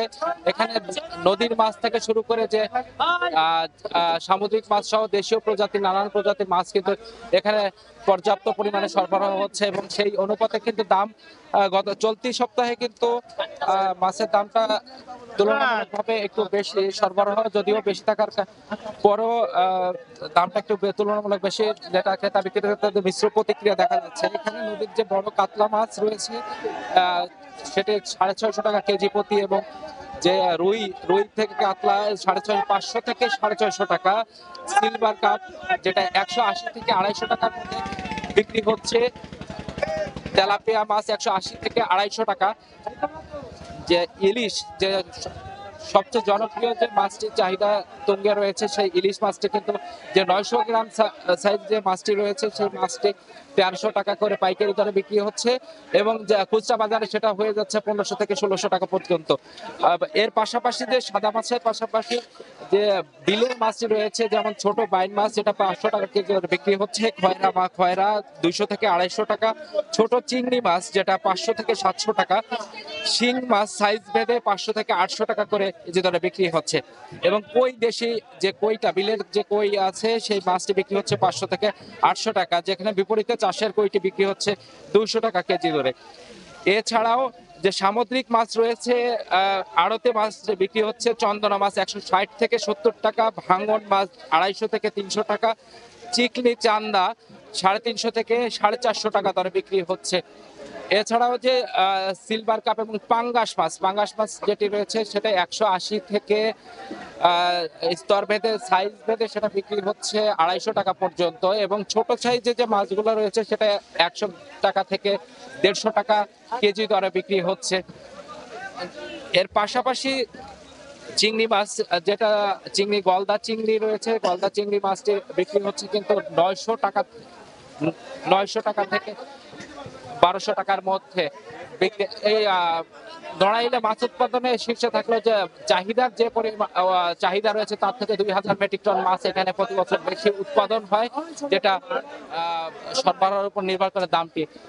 এই ছিল আমার কাছে নড়াইলের মধুমতি আড়ত থেকে সর্বশেষ খবর। সরাসরি যুক্ত ছিলাম নড়াইলে। শরীয়তপুরে অস্বাস্থ্যকর পরিবেশে ভেজাল শিশু খাদ্য উৎপাদনকারী 2টি কারখানায় অভিযান চালিয়েছে প্রশাসন। 40,000 টাকা জরিমানা সহ জব্দ করা হয়েছে 564 কেজি অনিরাপদ শিশু খাদ্য ও 5 কেজি রাসায়নিক। বুধবার দিনভর ডামুড্ডা উপজেলার টেঙ্গারবাড়ি এলাকায় পরিবেশ অধিদপ্তরকে সঙ্গে নিয়ে যৌথ অভিযান চালায় নিরাপদ খাদ্য অধিদপ্তর। মেসার্স শাকিল ফুড প্রোডাক্টস ও মেসার্স আফজাল ফুড প্রোডাক্টস নামে 2টি প্রতিষ্ঠানে সরকারি অনুমোদন ছাড়া অস্বাস্থ্যকর পরিবেশে ভেজাল শিশু খাদ্য উৎপাদনের প্রমাণ মিলে প্রতিষ্ঠান দুটির মালিক শাকিল মিয়া ও আফজাল সর্দারকে 20,000 টাকা করে জরিমানা করা হয়। এ সময় 140 কেজি নিষিদ্ধ পলিথিনও জব্দ করা হয়। ভালো দাম পাওয়ার আশায় এবারও মূল কাটা পেঁয়াজ চাষে আগ্রহী হয়ে উঠেছেন কুষ্টিয়ার চাষিরা। তবে উৎপাদন খরচ বেশি হওয়ায় ন্যায্য মূল্য নিয়ে শঙ্কায় তারা। কৃষি বিভাগ জানিয়েছে উৎপাদন লক্ষ্যমাত্রা পূরণে কৃষকদের সব ধরনের সহায়তা দেওয়া হচ্ছে। বাবুল হোসেনের ক্যামেরায় SM রাশিদের রিপোর্ট। দিগন্ত বিস্তৃত মাঠ জুড়ে হাসছে ঘাম ঝরানো কষ্টের ফসল। আশানুরূপ ফলন পেতে দেশি পদ্ধতিতে চাষ দিয়ে পরম যত্নে পেঁয়াজের চারা রোপণ করছেন কৃষক। কেউ বা জমিতে সার ও পানি দিয়ে জমি প্রস্তুত করার কাজে ব্যস্ত। কুষ্টিয়ার মাঠে মাঠে এখন শোভা পাচ্ছে মূল কাটা পেঁয়াজ। তবে সারের দাম বেশি হওয়ায় উৎপাদন খরচও বেড়েছে জানান কৃষকরা। ভালো দাম না পেলে লোকসানের আশঙ্কা তাদের। মূল কাটা 3 মাসেই উঠে যায় মোটামুটি। আবাদে খুব লাভ ভালো। লাভ ধরেন বিঘি প্রতি 1.5 লাখ টাকা হয়ে যায়। 1.5 বিঘে মূল কাটা পেঁয়াজ লাগাইছি। আমার অতিরিক্ত খরচ যদি আমরা সরকারের থেকে সহযোগিতা পাই তাহলে আমরা উৎপাদন বেশি করব, বাজার কম হয়ে যাবে, কিন্তু আমাদের তো সেইটা আমরা পাইনি। কৃষি সরঞ্জাম চাষ করতে যেসব দ্রব্য আমাদের লাগে এগুলো যদি ক্রয় ক্ষমতার নিয়ন্ত্রণে থাকে তারা আরো অধিক পরিমাণে এই পেঁয়াজ চাষ করার জন্য কৃষক উদ্বুদ্ধ হবে। তবে পেঁয়াজের উৎপাদন বাড়াতে কৃষকদের নিয়মিত পরামর্শ দিচ্ছেন কৃষি কর্মকর্তা। কি ধরনের কোন সাইজের পেঁয়াজ লাগালে পারে পেঁয়াজটা ভালো হয়, কি কি সার চাষে দিতে হবে, কি সার পরে দিতে হবে, কি কি ওষুধ দিলে পরে রোগ ব্যাধি হবে না, এইগুলোই আমরা কৃষকদের পরামর্শ দিচ্ছি যাতে তাদের উৎপাদনটা ভালো হয়। কৃষি সম্প্রসারণ অধিদপ্তরের তথ্য মতে জেলায় এবার 1700 হেক্টর জমিতে মূল কাটা পেঁয়াজের আবাদ হয়েছে। সময় সংবাদ, কুষ্টিয়া। মাত্র 3 মাসের মাথায় শেষ হচ্ছে ফরাসি প্রধানমন্ত্রী মিশেল বার্নিয়ের শাসনামল। 2025 সালের সামাজিক সুরক্ষা বাজেট বিল ইস্যুকে কেন্দ্র করে অনাস্থা ভোটে হেরে যান তিনি। বার্নিয়ে শিগগিরই রাষ্ট্রপতি ইমানুয়েল ম্যাক্রোর কাছে পদত্যাগপত্র জমা দেবেন। এতে 1962 সালের পর নতুন ইতিহাস সৃষ্টি হলো ফ্রান্সে। বিশেষ ক্ষমতা বলে পার্লামেন্টে এমপিদের ভোট ছাড়াই সামাজিক সুরক্ষা বাজেট বিল পাস করিয়ে নিয়েছিলেন ফ্রান্সের প্রধানমন্ত্রী মিশেল বার্নিয়ের। আর এ নিয়ে গেল কয়েকদিন থেকেই উত্তপ্ত ফ্রান্সের রাজনীতি ও সংসদ। শেষ পর্যন্ত নিউ ফ্রন্ট পপুলারে আনা অনাস্থা প্রস্তাব সংসদে পাস হলে ক্ষমতা নেওয়ার মাত্র 3 মাসের মাথায় গদি হারাচ্ছেন বার্নিয়ে। সরকারকে ক্ষমতাচ্যুত করতে দেশের সংবিধান অনুযায়ী শুধুমাত্র 288টি ভোটের প্রয়োজন ছিল। সেখানে দেশটির কট্টর ডানপন্থী ও বামপন্থী দলগুলোর সংসদ সদস্যদের মিলিত প্রয়াসে অনাস্থা প্রস্তাবের পক্ষে ভোট পড়ে 311টি। এতেই ফ্রান্সের রাজনীতিতে বার্নিয়ে অধ্যায়ের ইতি গড়ছে। এ পরিস্থিতিতে রাজনৈতিক সংকট সৃষ্টির আশঙ্কা করছেন প্রবাসী বাংলাদেশিরা। এখন ফ্রান্সের যে অবস্থাটা রয়েছে, পলিটিক্যাল ক্রাইসিসের মধ্যে যাচ্ছে ফ্রান্স, এবং ফ্রান্সের প্রেসিডেন্ট ইমানুয়েল ম্যাক্রোকে পুনরায় আবার নতুন করে প্রাইম মিনিস্টারকে নিয়োগ দিতে হবে। দিনে দিনে ফ্রান্স কঠোর ডানপন্থী হয়ে উঠছে। তো সেক্ষেত্রে অভিবাসীদের নিয়ে কি হবে না হবে এখন পর্যন্ত কোনো কিছু জানা যাচ্ছে না। অবশ্যই আশা করি ভবিষ্যৎটা যাতে ভালো হয়। বার্নিয়ের পদত্যাগ নিয়ে স্থানীয় সময় বৃহস্পতিবার সন্ধ্যায় জাতির উদ্দেশ্যে ভাষণ দেবেন দেশটির president Emmanuel Macron. Mohammad Lutfur Rahman Babu, Somoy সংবাদ, ফ্রান্স। যুক্তরাষ্ট্রের গোয়েন্দা সংস্থা FBI এর প্রধান হিসেবে ক্যাশ প্যাটেলকে বেছে নেয় ট্রাম্পের সিদ্ধান্ত ঘিরে আন্তর্জাতিক মহলে চলছে তুমুল আলোচনা। গুরুত্বপূর্ণ পদে দায়িত্ব পালনের ক্ষেত্রে কতটুকু নিরপেক্ষ থাকতে পারবেন ক্যাশ প্যাটেল তা নিয়েও উঠেছে প্রশ্ন। কারণ ট্রাম্পের মতো তিনিও এতদিন FBI এর সমালোচনা করেছেন, ইঙ্গিত দিয়েছেন দায়িত্ব গ্রহণের পর FBI এর কার্যক্রম থেকে গোয়েন্দা তথ্য সংগ্রহের কাজকে বাদ দেয়ারও। যুক্তরাষ্ট্রের গোয়েন্দা সংস্থা federal bureau of investigation FBI এর প্রধান হিসেবে ভারতীয় বংশোদ্ভূত ক্যাশ প্যাটেলকে বেছে নিয়েছেন দেশটির নবনির্বাচিত প্রেসিডেন্ট ডোনাল্ড ট্রাম্প। আগামী জানুয়ারিতে ট্রাম্প ক্ষমতায় বসার পর সংস্থাটির নেতৃত্ব দিতে যাচ্ছেন তিনি। তবে ট্রাম্পের এই সিদ্ধান্ত ঘিরে আন্তর্জাতিক অঙ্গনে চলছে তুমুল আলোচনার সমালোচনা। FBI প্রধানের মতো গুরুত্বপূর্ণ পদে দায়িত্ব পালনের ক্ষেত্রে তিনি কতটুকু নিরপেক্ষ থাকতে পারবেন তা নিয়েও তোলা হচ্ছে প্রশ্ন। ক্যাশ প্যাটেল হিসেবে পরিচিত হলেও তার পুরো নাম Kashyap Pramod Vinod Patel. University of Richmond থেকে ক্রিমিনাল জাস্টিস অ্যান্ড হিস্ট্রি বিষয়ে স্নাতক করেন তিনি। ট্রাম্পের প্রথম মেয়াদে 2019 সালে মার্কিন প্রশাসনে যোগ দিয়েছিলেন ক্যাশ প্যাটেল। একজন আইনজীবী হিসেবে সরকারি কাজে তার অভিজ্ঞতা ছিল কম, কিন্তু ট্রাম্প প্রশাসনে দ্রুত তার উত্থান হয়। এ বিষয়ে বিভিন্ন গণমাধ্যম জানায় ক্যাশের এই উন্নতির পেছনে ছিল ট্রাম্পের প্রতি তার পূর্ণ আনুগত্য। দেশটির জাতীয় নিরাপত্তা কাউন্সিলের সন্ত্রাস বিরোধী বিভাগ দেখভালের দায়িত্বে ছিলেন তিনি। পরে মার্কিন প্রতিরক্ষা দফতরের চিফ অফ স্টাফ পদে কাজ করেছেন। FBI ঘিরে প্রায় নিজের অবিশ্বাসের কথা সামনে এনেছেন ট্রাম্প। সংস্থাটি রাজনৈতিকভাবে পক্ষপাতদুষ্ট বলেও অভিযোগ তার। ট্রাম্পের ভাষ্যমতে ক্যাশ প্যাটেল FBI এর বিশ্বস্ততা, সাহসিকতা ও সততা ফিরিয়ে আনবেন। সংস্থাটির দায়িত্ব পেলে আমেরিকায় মহামারীর মতো বেড়ে চলা অপরাধে লাগাম টানবেন তিনি। অভিবাসীদের অপরাধী চক্রগুলোকে ধ্বংস করে দেবেন। একই সঙ্গে মার্কিন সীমান্তে মানব ও মাদক পাচার বন্ধ করবেন ক্যাশ। চলতি বছরের শুরুতে একটি সাক্ষাৎকারে ক্যাশ প্যাটেল বলেছিলেন FBI এর কার্যক্রম থেকে গোয়েন্দা তথ্য সংগ্রহের কাজকে বাদ দেবেন তিনি। এছাড়া ওয়াশিংটন ডিসির পেনসিলভেনিয়া অ্যাভিনিউয়ে FBI এর প্রধান কার্যালয় বন্ধ করে দেবেন। তবে যতই বিতর্ক আর সমালোচনা থাকুক না কেন, ক্যাশ প্যাটেলকে নিয়ে উচ্ছ্বাসের কমতি নেই দেশটির নবনির্বাচিত প্রেসিডেন্ট ট্রাম্পের। মৌসুমী সাথী, সময় সংবাদ। রাশিয়া এবং চীন একযোগে জার্মানিতে সাইবার হামলা করতে পারে এমন আশঙ্কার কথা জানিয়েছেন চ্যান্সেলর ওলাফ শলজ। বুধবার জাতীয় সংসদে জার্মানির বিরুদ্ধে হামলা ও ষড়যন্ত্রের বিষয়ে সতর্ক থাকার পরামর্শ দেন তিনি। জার্মানি থেকে বিস্তারিত জানাচ্ছেন বিটু বড়ুয়া। যে কোনো মুহূর্তে সাইবার আক্রমণের শিকার হতে পারে জার্মানি। ইউক্রেনকে সকল ধরনের সহযোগিতার কারণে ষড়যন্ত্রের অংশ হিসেবে এমন হামলা করতে পারে চীন ও রাশিয়া। বুধবার জার্মানির জাতীয় সংসদে ইউক্রেন ইস্যুতে প্রশ্নোত্তর পর্বে এমন আশঙ্কার কথা জানান চ্যান্সেলর ওলাফ শলজ। দেখুন, এখানে লুকানোর কিছু নাই যে আমরা আমাদের সর্বস্ব দিয়ে ইউক্রেনের পাশে দাঁড়িয়েছি, আর এই কারণে আমাদের বিরুদ্ধে ষড়যন্ত্র হচ্ছে। তাই ষড়যন্ত্রের অংশ হিসেবে রাশিয়া এবং চীন যে কোনো সময় আমাদের দেশে সাইবার হামলা চালাতে পারে। সবাইকে সতর্ক থাকতে হবে। আগামী ফেব্রুয়ারিতে জার্মানির জাতীয় নির্বাচন, ততদিন ইউক্রেনের জন্য সহযোগিতা অব্যাহত রাখা হবে কিনা এমন প্রশ্নে শলজ ইতিবাচক উত্তরে বলেন, জার্মানি সবসময় ইউক্রেনের পাশে থাকবে। ইউক্রেনের ঠান্ডা রেখে সিদ্ধান্ত নিতে হবে। যদিও আমরা সবচেয়ে বেশি সাহায্য ইউক্রেনের জন্য দিচ্ছি, অন্য কোথাও থেকে আসা সিদ্ধান্ত অনুযায়ী আমরা ইউক্রেনকে সব দিয়ে দিতে পারি না। ইউক্রেনের জন্য সব ধরনের রসদ জার্মানি সরবরাহ করলেও রাশিয়ার ভূখণ্ডে হামলায় সক্ষম ক্রুজ ক্ষেপণাস্ত্র বা মিসাইল টাউরুসের মতো ভয়ঙ্কর মরণাস্ত্র ইউক্রেনকে দেয়া হবে না বলেও সাফ জানিয়ে দেন শলজ। বলেন, এই মুহূর্তে ইউক্রেনে ন্যাটো বাহিনী মোতায়েনের কোনো পরিকল্পনা নেই। জার্মানি থেকে বিটু বড়ুয়া, সময় সংবাদ। রাজা তৃতীয় চার্লসের আমন্ত্রণে কাতারের আমির Sheikh Tamim bin Hamad Al Thani 2 দিনের রাষ্ট্রীয় সফরে যুক্তরাজ্যে গেছেন। তার সম্মানে এক রাজকীয় নৈশভোজের আয়োজন করা হয়। রাজপরিবারের সদস্যসহ বিখ্যাত তারকা ও রাজনীতিবিদরা এই আয়োজনে অংশ নেন। মঙ্গলবার রাতে লন্ডনের বাকিংহাম প্যালেসে জাঁকজমকপূর্ণ এক নৈশভোজের আয়োজন করা হয়। রাজা তৃতীয় চার্লসের আমন্ত্রণে এতে অংশ নেন কাতারের আমির Sheikh Tamim bin Hamad Al Thani. আয়োজনে যোগ দেন রানী কামিলা ও প্রিন্স অফ ওয়েলস উইলিয়াম ও প্রিন্সেস কেট। অতিথিদের তালিকায় ছিলেন জনপ্রিয় ইংলিশ ফুটবলার ডেভিড বেকহাম ও তার স্ত্রী ভিক্টোরিয়া বেকহাম সহ রাজনীতিবিদরা। একে একে সবাই রাজকীয়ভাবে ব্যাংকোয়েট হলে প্রবেশ করেন। রাজার নেতৃত্বে নৈশভোজে অতিথিরা একত্রিত হন। অতিথিরা নির্দিষ্ট আসন গ্রহণ করলে রাজা চার্লস ও আমির শেখ তামিম অতিথিদের উদ্দেশ্যে কূটনৈতিক, অর্থনৈতিক ও সাংস্কৃতিক সম্পর্কের কথা উল্লেখ করেন।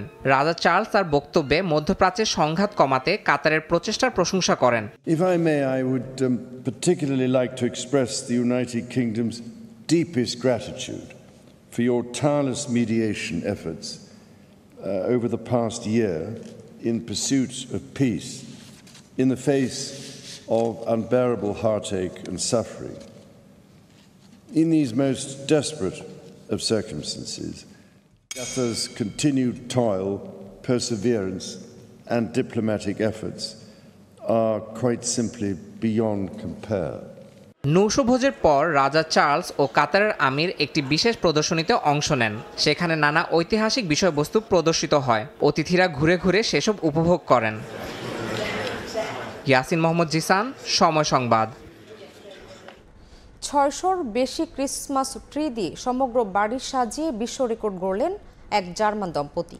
নিছক আনন্দের জন্য বড়দিন উপলক্ষে বাড়ি সাজিয়েই তারা 7ম বাড়ির মতো এই রেকর্ড গড়েছেন। বাড়িটিতে সাজাতে ব্যবহার করা হয়েছে 50,000 বাতি ও 1 লাখের বেশি ক্রিসমাস অর্নামেন্টস। সারি সারি ক্রিসমাস ট্রি দিয়ে সাজানো আলো ঝলমলে এই বাড়িটি জার্মানির উত্তর পশ্চিমাঞ্চলের রিনটেন শহরে অবস্থিত। দেখতে আর 10টা সাধারণ বাড়ির মতো হলেও অসাধারণ সাজসজ্জা বাড়িটিকে এনে দিয়েছে মনোমুগ্ধকর সৌন্দর্য। একটি দুটি নয়, 605টি ক্রিসমাস ট্রি দিয়ে সাজানো হয়েছে বাড়িটি। সারা বাড়ি থেকে নানা রঙের আলো যেন ঠিকরে পড়ছে। গোটা বাড়িটিকে 50,000 বাতি ও 1 লাখের বেশি ক্রিসমাস অর্নামেন্টস দিয়ে সাজানো হয়েছে। যোগ করা হয়েছে ক্রিসমাসের নানা উপাদানও। সুজান জেরোমিন ও টমাস জেরোমিন নামের এই দম্পতি জানান, তারা শখের বশেই এ কাজ করে থাকেন প্রতি বছর। নিছক আনন্দের জন্য করা এই কাজ তাদেরকে এনে দিয়েছে বিশ্ব রেকর্ডও। সবচেয়ে গুরুত্বপূর্ণ বিষয় হলো এটা আনন্দ দেয়। ক্রিসমাস ট্রির পাশে দাঁড়িয়ে এগুলোকে সাজানো আমার জন্য প্রশান্তির কাজ। এই দম্পতি বিশ্ব রেকর্ডের তালিকায় নাম লিখিয়েছেন টানা 2017 থেকে 2021 সাল পর্যন্ত। এরপর 2023 সালে 550টি ক্রিসমাস ট্রি দিয়ে বাড়ি সাজিয়ে পুনরায় রেকর্ড গড়েন। কাকুলি আখতার, সময় সংবাদ। বাংলাদেশ আয়ারল্যান্ড নারী টি20 সিরিজের খবর। মিরপুরের পর চায়ের দেশ সিলেটে 3 ম্যাচ সিরিজের প্রথম ম্যাচে আইরিশদের আতিথ্য দেবে নিগার সুলতানা জ্যোতির দল। ওয়ানডের আত্মবিশ্বাস আছে, তবে ভেন্যু আর ফরম্যাটের পরিবর্তনটাও মাথায় রাখতে চাইছেন টাইগ্রেস অধিনায়ক। অন্যদিকে ঘুরে দাঁড়াতে চায় অতিথিরা। সিলেটে প্রত্যাশা ব্যাটিং বান্ধব উইকেটের। ম্যাচ শুরু দুপুর 2টায়। দিগেন সিংহের ছবিতে জয়ন্ত কুমার দাসের রিপোর্ট। গায়ে চা কন্যাদের ঐতিহ্যবাহী পোশাক, পিঠে ঝুলানো পাতা সংগ্রহের ঝুড়ি, চায়ের দেশে নতুন সাজে নিগার সুলতানা জুতি আর গেবি লুইস। সিলেটের মালনীছড়া চা বাগানের দৃশ্য এটা। বাংলাদেশ আয়ারল্যান্ড টি-20 সিরিজের আগে এমন ভিন্নধর্মী আয়োজনের কৃতিত্ব ক্রিকেট বোর্ডের। লড়াই শুরুর আগে সোনালী ট্রফি হাতে ফটো সেশনে অংশ নেন দুই দলের অধিনায়ক। ওয়ানডেতে হোয়াইট ওয়াশের পর 20 ওভারেও ফেভারিট স্বাগতিকরা। অন্তত ঘরের মাঠ হওয়ায় কিছুটা এগিয়ে থাকবে লাল সবুজের প্রতিনিধিরা। তবে র্যাঙ্কিংয়ের হিসেব দুশ্চিন্তা বাড়াবে স্বাগতিকদের। সংক্ষিপ্ততম ফরম্যাটে আরো বেশি শক্তিশালী আইরিশরা, তাই ভালো ক্রিকেট খেলার বিকল্প দেখছেন না নিগার সুলতানা জ্যোতি। প্লেয়াররা ভালো টাচে আছে এখন, বাট ইম্পর্টেন্ট হচ্ছে যে আমাদের ওই কনসিস্টেন্সিটা থাকবে কিনা, প্লাস ডিফারেন্ট ফরম্যাট এবং ডিফারেন্ট কন্ডিশন। অবশ্যই আমাদেরকে একটু চিন্তা ভাবনা করে খেলতে হবে, বাট প্রথম ম্যাচটা অনেক বেশি ইম্পর্টেন্ট, কারণ আমরা জানি যে প্রথম ম্যাচ যদি আমরা ভালো করতে পারি সেই ফ্লোটা ওডিআইতে যেটা হয়েছে যে ভালো প্রথম ম্যাচটা ভালো খেলার কারণে কিন্তু টি-20তে সেম জিনিসটা থাকবে আমাদের মাথার ভিতরে, যে আমরা প্রথম ম্যাচটা যেন খুব ভালোভাবে জিততে পারি, যেন সেটা টোটালি পুরো টুর্নামেন্টটা যেন আমাদেরকে হেল্প করে। অন্যদিকে কদিন আগেই ইংল্যান্ড শ্রীলঙ্কাকে হারানোর অভিজ্ঞতা থাকা আইরিশদের প্রত্যাশা প্রেস বান্ধব উইকেটের। পছন্দের ফরম্যাটে জয় দিয়ে শুরুর লক্ষ্য সফররতদের। জিততে চাই, অন্তত শেষ সামারে আমাদের খেলার ধরন আর সাফল্যের হিসেব টানলে টি-20তে আমরা আত্মবিশ্বাসী। মিরপুরের বিবেচনায় সিলেটে ভালো উইকেটের প্রত্যাশা থাকবে। 3 ম্যাচ সিরিজের সবগুলোই অনুষ্ঠিত হবে সিলেট আন্তর্জাতিক ক্রিকেট স্টেডিয়ামে। ওয়ানডে সিরিজের মতো জয়ের ধারা অব্যাহত রাখতে প্রস্তুত বাংলাদেশ নারী ক্রিকেট দল। সিলেট আন্তর্জাতিক ক্রিকেট স্টেডিয়াম থেকে জয়ন্ত কুমার দাস, সময় সংবাদ। দেশের পরিবর্তিত পরিস্থিতিতে সামগ্রিক অবস্থা কিছুটা জটিল হলেও আসন্ন বিপিএলে মাশরাফির খেলতে কোনো বাধা দেখছেন না তার ফ্র্যাঞ্চাইজি সিলেট স্ট্রাইকার্সের চেয়ারম্যান মাহিন মাঝার। তবে ম্যাচের ফিটনেস নিয়ে কিছুটা শঙ্কিত তিনি। আসন্ন বিপিএলে সিলেট নিয়ে বড় স্বপ্ন দেখছে ফ্র্যাঞ্চাইজিটি। সেক্ষেত্রে অনুপ্রেরণা খুঁজছে সদ্য সমাপ্ত এলসিএলে সুরমাপাড়ের দলটির চ্যাম্পিয়নশিপ থেকে। একই সঙ্গে স্বস্তি এবং অস্বস্তি, সঙ্গে আছে শঙ্কাও। বিপিএল এর অন্যতম সফল অধিনায়ক, তবুও পরিবর্তিত পরিস্থিতিতে তাকে নিয়ে কতই না গুঞ্জন। মাশরাফির সঙ্গে সিলেটের হৃদ্যতা পুরনো। তার অধিনায়কত্বেই এক মৌসুম আগেও স্ট্রাইকার্স খেলেছিল ফাইনাল, কিন্তু সাবেক সরকারের সংসদ সদস্য হওয়ায় সাকিবের পাশাপাশি প্রশ্ন উঠেছে মাশরাফি খেলতে পারবেন তো এবারের বিপিএলে। যদিও আশাবাদীর দলেই তার ফ্র্যাঞ্চাইজি, ম্যাচের খেলতে দেখছেন না কোনো বাধা। মাশরাফি ড্রাফটে ছিল, আমরা ড্রাফট থেকে নিয়েছি। যেহেতু ড্রাফটে ছিল, আমরা চেয়েছি যে ওকে দলে ধরে রাখতে। ড্রাফটটা যখন হয় এটা বর্তমান সময়ে, তাই না? তো ড্রাফটে যেহেতু ছিল, সো ডেফিনেটলি বিসিবি ইট ওয়াজ বিসিবি's কল। সো ড্রাফটে থাকা ছিল বলেই কিন্তু আমরা ওকে পিক করেছি। তবে এক্ষেত্রে ফিটনেস হতে পারে দেয়াল, কারণ ম্যাচ সবশেষ মাঠে নেমেছিলেন তাও পার হয়েছে প্রায় মাস 7। গেলবার আনফিট মাশরাফিকে খেলিয়ে কম সমালোচনা পোহাতে হয়নি সিলেটকে। It depends on his fitness. If he is fit, he will be on the field. If আমাদের কোচরাও আছেন, they will also make a decision based on his fitness. So definitely he's a performer, he wants to perform. So as a champion cricketer আমি মনে করি performance যদি ও মনে করে যে পারফরমেন্সটা যদি সে প্রপারলি ফিট না থাকলে তো পারফরমেন্স আসবে না। So I leave it absolutely with Mashrafi, it's his call. তবে সব সংখ্যা পাশ কাটিয়ে মাঠের ক্রিকেটেই মনোযোগ স্ট্রাইকার্সের। কখনোই শিরোপা জিততে না পারা ফ্র্যাঞ্চাইজিটি এবার অনুপ্রেরণা খুঁজছে এনসিএলে প্রথমবারের মতো সিলেট চ্যাম্পিয়ন হওয়ায়। জাতীয় লিগে চ্যাম্পিয়ন হওয়াটা ছিল আমাদের জন্য একটা হিউজ মোটিভেটিং ফ্যাক্টর, এবং আমরা we will take up the win and we'll try to reflect it to our upcoming বিপিএলে। এখান থেকে আমাদেরকে লেসনটা নিয়ে এই উইনিং স্ট্রিকটাকে ধরে রাখার জন্য যা করণীয় আমরা সেটা করব। কোচিং প্যানেলে এবারও দেশি ইমন রাসেলদের প্রতি ভরসা রাখছে সিলেট। স্কোয়াডকে আরও শক্তিশালী করতে কথা চলছে একাধিক বিদেশি ক্রিকেটারের সঙ্গে। মাহবুব রিমন, সময় সংবাদ, ঢাকা। প্রথমবারের মতো ম্যারাথন আয়োজন করছে বাংলাদেশ অলিম্পিক অ্যাসোসিয়েশন। 20 ডিসেম্বর রাজধানীর জলসিঁড়িতে বিভিন্ন শ্রেণী পেশার মানুষ এতে অংশ নেবেন। পুরস্কার বাবদ এই ম্যারাথনে সর্বমোট 72,90,000 টাকার পুরস্কার প্রদান করবে বিওএ। দুটি আলাদা বিভাগে অনুষ্ঠিত হবে এই ম্যারাথন, যেখানে থাকবে 10 কিলোমিটার রেস এবং হাফ ম্যারাথন, যেখানে প্রতিযোগীদের দৌড়াতে হবে 21.10 কিলোমিটার। 50 বছরের বেশি বয়স্ক ব্যক্তিরা ভেটেরান ক্যাটাগরিতে দৌড়াবেন। যারা পেশাদার এবং বিভিন্ন প্রতিযোগিতায় অংশ নেন তারা এলিট বিভাগের অন্তর্ভুক্ত। এছাড়া 18 থেকে 50 বছর পর্যন্ত সাধারণ একটি ক্যাটাগরি রয়েছে। ক্যাটাগরি ভিত্তিতে প্রথম স্থান অর্জনকারী 1.5 থেকে 2 লাখ টাকা আর্থিক পুরস্কার পাবেন। 20তম হয়েও 20,000 টাকা পাওয়ার সুযোগ আছে। এই ম্যারাথনে 5,000 অ্যাথলিট অংশ নিতে পারবেন রেজিস্ট্রেশনের মাধ্যমে। বছরে অন্তত 2টি ম্যারাথন আয়োজন করার পরিকল্পনা আছে অলিম্পিক অ্যাসোসিয়েশনের।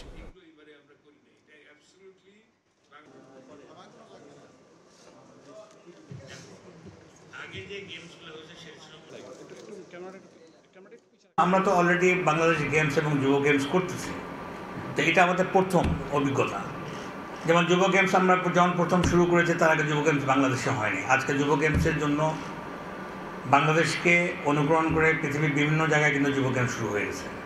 ঠিক একইভাবে অলিম্পিক কিন্তু এখনও ম্যারাথন করেনি, এবং বাংলাদেশ অলিম্পিক অ্যাসোসিয়েশন যে উদ্যোগটা নিয়েছে আমি ধন্যবাদ জানাই আমাদের মাননীয় সভাপতি মহোদয়কে, যে ওনার এই উদ্যোগটাকে আমরা স্বাগত করি এবং আশা করি এটার উদ্যোগে ইনশাল্লাহ অন্যান্য এনওসি যারা আছে তারাও হয়তো আমাদেরকে ফলো করবে। This is one of the pioneer game of Olympic disciplines. So এই জিনিসটা কিন্তু আমাদের দেশে যেটা হচ্ছে প্রফেশনালি আমরা জাস্ট ঘোরাফেরা করার জন্য আমাদের বয়সের কারণে অন্যান্য দেখে একটু প্রাইজ দিলাম, একজন স্পন্সর আসলাম, আমার নামটা প্রকাশ হলো, ছবিটা তুললো, এভাবে চলে যায়। আমাদের দেশে অ্যাথলেটরা বেনিফিটেড হয় না, বেনিফিটেড হয় বিদেশিরা। বিদেশি যারা অন্যান্য জায়গায় পার্টিসিপেট করে তারাই সেখানে পার্টিসিপেট করে, ওরাই কিন্তু বেনিফিটেড হয়। আমাদের অলিম্পিক অ্যাসোসিয়েশনের মাননীয় সভাপতি প্রথম দিনেই কিন্তু এই কথাটাই বলেছেন। উনি এটা বলছে যে এইটা করলে, এইটা আমরা উদ্যোগ নিলে এটা পরবর্তীতে আমরা একটা ডিসিপ্লিন আকারে চিন্তা ভাবনা করে প্রফেশনালি করব। ঠাকুরগাঁওয়ে অনুষ্ঠিত হয়ে গেল গ্রাম বাংলার ঐতিহ্যবাহী ঘোড়দৌড় প্রতিযোগিতা। ব্যতিক্রমধর্মী খেলা দেখতে হাজারো দর্শক জড় হন। বিভিন্ন জেলা থেকে 50টি ঘোড়া অংশ নেয় প্রতিযোগিতায়। এ ধরনের আয়োজন প্রতি বছর করার দাবি দর্শকদের। বিস্তারিত জিয়াউর রহমান বকুলের রিপোর্টে। গ্রাম বাংলার এক সময়ের জনপ্রিয় খেলা ঘোড়দৌড় কালের পরিক্রমায় একরকম হারিয়েই যেতে বসেছে ঐতিহ্যবাহী এই খেলা। পুরনো ঐতিহ্য ফিরিয়ে আনতে উদ্যোগী ঠাকুরগাঁও সদর উপজেলার আকচা ইউনিয়নের ফারাবাড়ি এতিমখানা সংলগ্ন মাঠে ঘোড়দৌড় প্রতিযোগিতার আয়োজন করা হয়। ঐতিহ্যবাহী এই খেলা দেখতে জেলার বিভিন্ন প্রান্ত থেকে উপস্থিত হন দর্শকরা। হাজারো নারী পুরুষ সহ সব বয়সী মানুষ জড়ো হন ফারাবাড়ি মাঠে। পঞ্চগড়, দিনাজপুর, ঠাকুরগাঁও সহ বিভিন্ন জেলা থেকে প্রায় 50টি ঘোড়া অংশ নেয় এবারের প্রতিযোগিতায়। নির্দিষ্ট লাইনে পৌঁছাতে পাল্লা দিয়ে দৌড়ে ব্যস্ত ঘোড়াগুলো। দীর্ঘদিন পর গ্রামাঞ্চলে এমন আয়োজনে উচ্ছ্বসিত দর্শকরা। এ ধরনের প্রতিযোগিতা প্রতি বছর আয়োজন করার দাবি তাদের। পাখি যখন খাঁচার থেকে বের হয় তার আনন্দটা কিরকম হতে পারে, আজকের এই ঘোড়দৌড়টা কিন্তু ব্যতিক্রম। আমি ঘোড়া খেলা দেখতে আসছি ঠাকুরগাঁও ফারাবাড়িতে। তো ঐতিহ্যবাহী ঘোড়া খেলা দেখে আমাকে খুব ভালো লাগছে। আমরা সবাই বন্ধু বান্ধব আসছি, এই খেলাটা যেন চিরস্থায়ীভাবে থাকে, এটা আমার আশা। লোক খুব আনন্দ পাইছে। এই খেলা আসলে কথা হয় না, আমাদের শ্রমের জন্য আমরা খুব ভালোভাবে সুষ্ঠুভাবে খেলাটা দিতে পারতেছি। বিভিন্ন ডিস্ট্রিক্টের ঘোড়াগুলো খেলতে আসি আমরা, এরকম বিভিন্ন জায়গায় আমরা খেলতে যাই এবং পুরস্কারও পাই। এই খেলাটা খুব সুন্দর হলো। আমার ঘরে আমি ফার্স্ট করেছি, আমার খুব আনন্দিত এবং সকলকে আমি আনন্দ দিতে পারছি। আগামীতে আরো বড় পরিসরে ঐতিহ্যবাহী এই খেলা আয়োজনের পরিকল্পনা আয়োজক কমিটির। এই প্রতিযোগিতায় 3টি রাউন্ডের খেলা অনুষ্ঠিত হয়েছে। 3 রাউন্ডে আমরা খেলায় বিজয়ীদের পুরস্কৃত করেছি। আগামীতে আমরা আরো বড় পরিসরে এই খেলা অংশগ্রহণের জন্য আমরা আয়োজন করার চেষ্টা করব। খেলায় প্রথম হয় পঞ্চগড় জেলার পাঁচপীর ইউনিয়নের জাহাঙ্গীর আলমের ঘোড়া। পরে বিজয়ীদের হাতে পুরস্কার তুলে দেন আমন্ত্রিত অতিথিরা। সময় সংবাদ, ঠাকুরগাঁও। এ পর্যায়ে শীর্ষ সংবাদগুলো জানিয়ে দিচ্ছি আরেকবার। রাজনৈতিক দলের সঙ্গে প্রধান উপদেষ্টার সংলাপ, দেশের প্রশ্নে একসঙ্গে থাকার ঘোষণা। যে ঐক্যে স্বৈরাচারের পতন ঘটেছে সেখানে কোনো ফাটল ধরেনি, বললেন ডক্টর ইউনূস। আরো কমে আসলে আমরা কমে বেচতে পারবো। সরকারেরও কন্ট্রোলের বাইরে চলে গেছে, আমরা তো নাভির নিঃশ্বাস ফেলাচ্ছি। নিত্যপণ্যের চড়া দামে বেসামাল ক্রেতা, সরবরাহ ব্যবস্থাপনায় চরম সংকট। মাঠ প্রশাসনের বিরুদ্ধে অসহযোগিতার অভিযোগ ভোক্তা অধিকারীর। চায়ের দেশে বাংলাদেশ আয়ারল্যান্ড টি-20 রোমাঞ্চ শুরু আজ। চ্যালেঞ্জ নিতে প্রস্তুত বাংলার নারীরা। ব্যাটিং বান্ধব উইকেটে দলগত চেষ্টায় জয়ে শুরুর আশা।